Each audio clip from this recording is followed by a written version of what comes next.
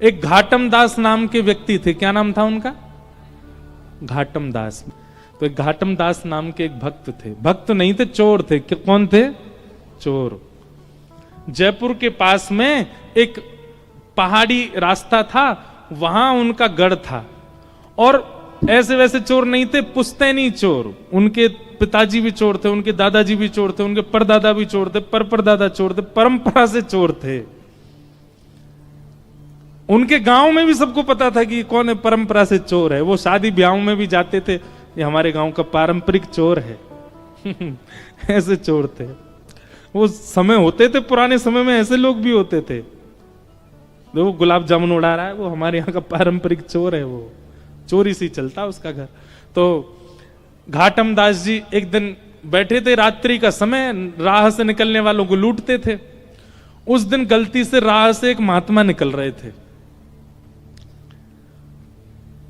महात्मा को जैसे देखा, घाटम दास जी ने पहले तो मार्ग रोका। बोले जो भी कुछ है तुम्हारे पास सब निकालो।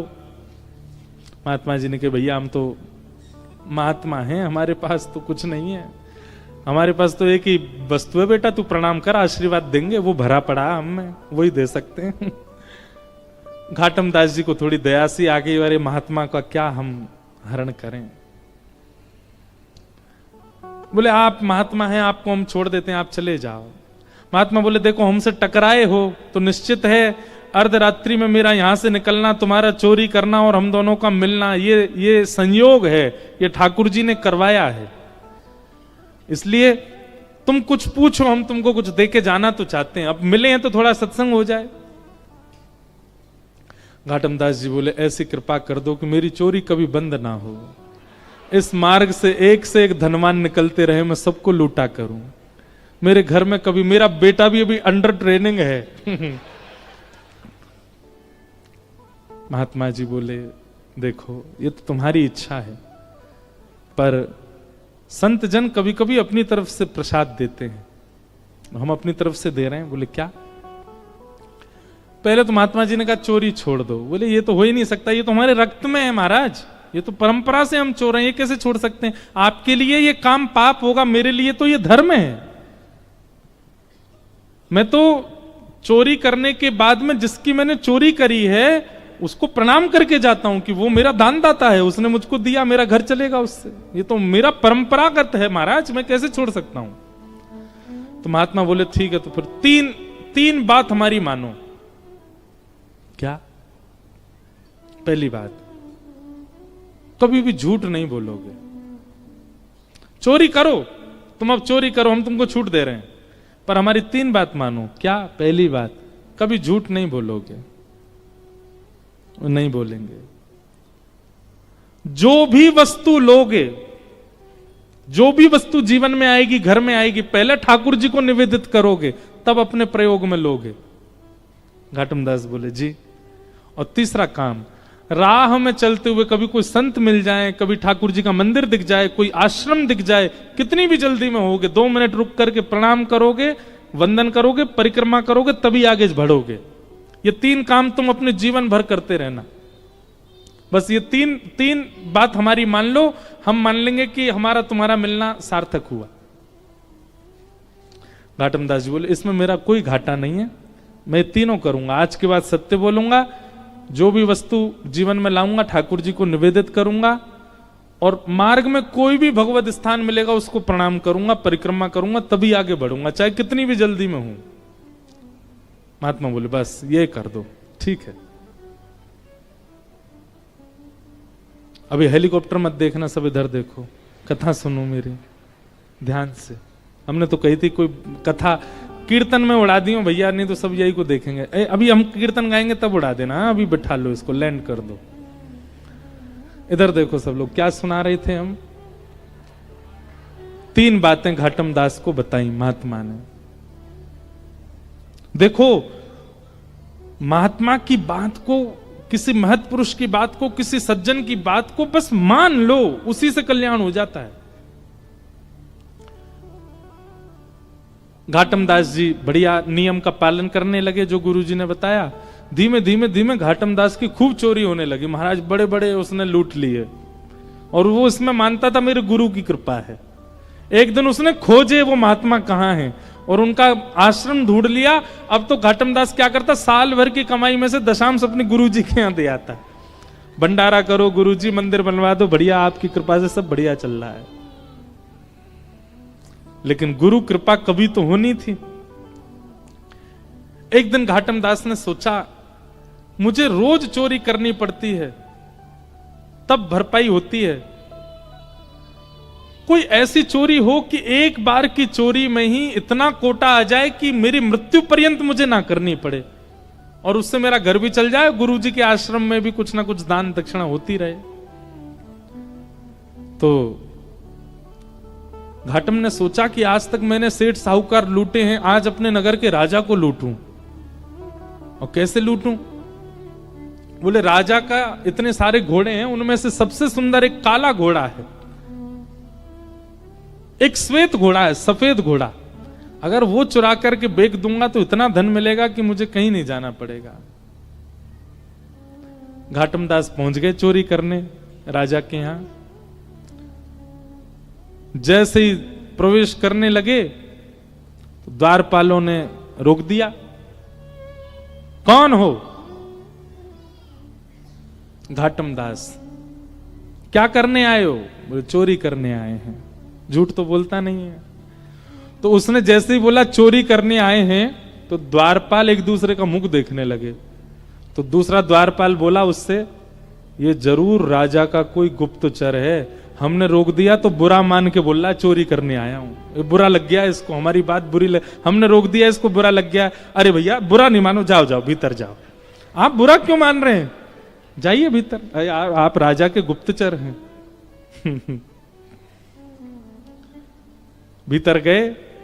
भीतर जाकर के अश्वालय जहां पे सब घोड़े बंधे थे वहां से सफेद घोड़ा निकाला, उस पर बैठ गए। घोड़े पे बैठ के बाहर आए तो द्वारपालों ने फिर देखा और देख करके बोले भैया क्या किया अंदर?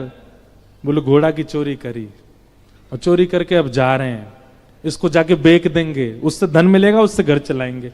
अरे भैया तुम बुरा नहीं मानो ना, जाओ। आप इतना बुरा क्यों मान जाते हो? आप इतना क्रोध क्यों? जाइए जाइए आप। घाटम दास मनी मन सो, जय हो गुरु जी, बड़ी कृपा आपकी, सत्य बोलने का क्या फल मिल रहा हमको। घाटम दास निकल गए घोड़ा लेके। सुबह सुबह 4-5 बजे का समय होगा। थोड़ी देर बाद राजा उठा। राजा उठते ही आखेट को वन में जाने का उसका मन हुआ। तुरंत वो अश्वालय में गया। वहां जाकर के उसने अपने प्रिय घोड़े को ढूंढा, नहीं मिला। सबको हल्ला किया, मेरा घोड़ा कहां गया यहां से। बात घूमते घूमते द्वारपालों पे पहुंची। सब द्वारपाल बोले महाराज आपका गुप्तचर आया था ना, वही लेके चला गया। बोले मेरा गुप्तचर? मेरा कोई गुप्तचर नहीं, मैं तो सो के अभी उठा हूं, हाथ मुंह धो के आखेट को वन में जा रहा हूं। अरे महाराज एक व्यक्ति आया था और उसने आके हमसे कहा था हम चोरी करने आए। मैंने कहा भाई चोर इतना सत्य थोड़ी बोलेगा चोरी करने आए।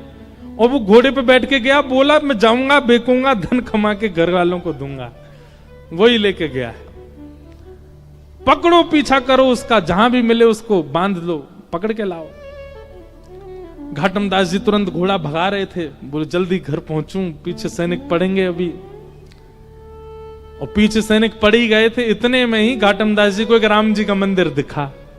गुरु जी की दूसरी आज्ञा क्या थी? कभी भी कोई मंदिर, देवालय, आश्रम दिखे तो रुकना है, चाहे कितनी भी जल्दी में हो।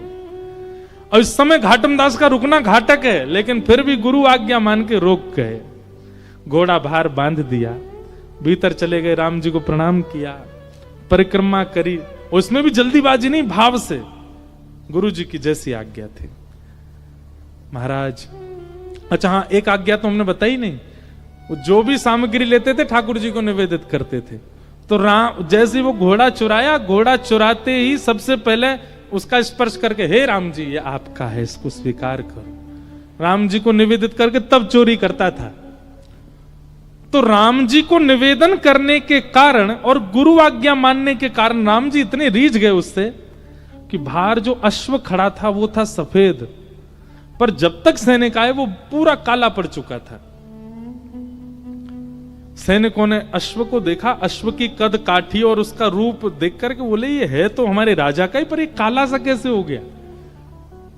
तभी भीतर देखा तो घाटम दास, द्वारपालों ने कहा यही है, यही चुरा के ले गया था। घाटम दास को पकड़ के बोले, क्यों भैया, ये घोड़ा तुमने चुराया? बोले जी मैंने चुराया। कहां से चुराया? बोले आपके अश्वालय से चुराया। बोले ये तो श्वेत था, ये काला कैसे हो गया? बोले ये मुझे नहीं पता, पर जब ये मिला था तो मैंने बस ठाकुर जी को निवेदित कर दिया। ठाकुर जी को निवेदित करने के बाद ये काला कब पड़ा, अब ये मुझे नहीं पता। अब भैया ये तुम्हारे राजा का थोड़ी, अब तो ये राम जी का हो गया। अब राम जी को जैसा घोड़ा प्रिय लगता होगा वैसा बन गया, उनको सांवला प्रिय होगा इसलिए सांवला बन गया। सैनिक बोले क्या उटपटांग बातें करता है, इसको पकड़ के ले चलो राजा के पास। राजा के पास ले गए। राजा अपना घोड़ा देख के हैरान, बोले ये काला कैसे हो गया, ये मेरा घोड़ा नहीं है। अब घाटम कह रहा नहीं नहीं ये आपके यहां का ही घोड़ा है, पर आपका नहीं है। अब ये राम जी का हो गया है, अभी राम जी का है और उनकी प्रसादी में स्वीकार कर रहा हूं। सब आश्चर्य में बोले सच भी बोल रहा है और इसकी बातों पे विश्वास भी नहीं हो रहा है, घोड़ा काला पड़ गया है, क्या क्या चल रहा है समझ नहीं आ रहा। तो राजा बोला मुझे एक बात याद है, मेरे घोड़े के गले पर एक मस्सा है, यदि वो मस्सा इसके है तो ये घोड़ा मेरा है। जैसे उसका गला देखा तो वहां मस्सा था। अब सब उसको पूछा ये काला कैसे पड़ा? बोले नहला के देख लो, धुला के देख लो, रगड़ के देख लो, मैंने कोई रंग नहीं पोता इस पे। राजा को विश्वास करना पड़ा उसकी बात पर। बोले ये काला हुआ कैसे? बोले मैंने राम जी को निवेदित किया था। उनकी बात सुनकर के राजा इतना प्रसन्न हो गए कि राजा ने घाटम दास जी की गुरु आज्ञा पर प्रसन्न होकर के, रीझ करके, और राजा ने उनसे कहा देखिए महाराज आप भले ही चोर हैं पर मैं आज आपको एक ऑफर दे रहा हूं अपनी तरफ से। क्या? इस राज्य की गुरु पदवी खाली, आप हमारे गुरु बन जाओ, हमारे राज्य गुरु हो जाओ। घाटम दास जी महाराज, उनके पद भी आते हैं भक्तमाल जी में, नव भक्तमाल राजस्थान के भक्तों में। तो घाटम दास जी महाराज इतना रोए, बोले मैंने चोरी नहीं छोड़ी और चोरी के साथ साथ केवल गुरु आज्ञा का पालन किया और उसका फल मुझे यह मिला कि आज केवल गुरु आज्ञा से मैं एक राजगुरु बन गया। यदि मैंने चोरी भी छोड़ दी होती, दुष्कर्म भी छोड़ दिए होते और तब गुरु का पालन किया होता तो आज एक राजा की गुरु पदवी नहीं, आज प्रभु श्री राम की गोद प्राप्त हो गई होती, वो मुझे अपनी गोद में ले लेते। ये गुरु आज्ञा का फल है। ऐसे घाटम दास जी महाराज का चरित्र सुनाया गया है। उनका एक पद मुझे बहुत अच्छा लगता है, मैं ढूंढ रहा हूं मिल जाए तो। अब अभी नहीं मिला तो फिर कल कथा में सुनाएंगे, अब कल ही सुनाएंगे। बोलो भक्तवत्सल भगवान की जय। ऐसे प्रभु को हम बार